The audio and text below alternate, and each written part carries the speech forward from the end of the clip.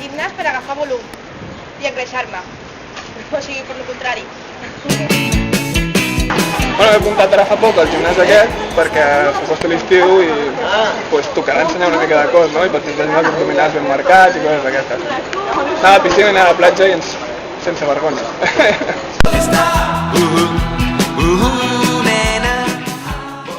S'apunta més, és l'època de l'any on tenim més altes, és veritat. El que passa és que també varien una mica. N'hi ha que són més a l'abril, hi ha anys que és més al maig, aquest any hem tingut potser més altes al maig que l'abril. Però sí, és una època on hi ha moltes altes. El que passa és que quan passa l'estiu, després tornem a tindre moltes baixes. Són gent que només està temporalment.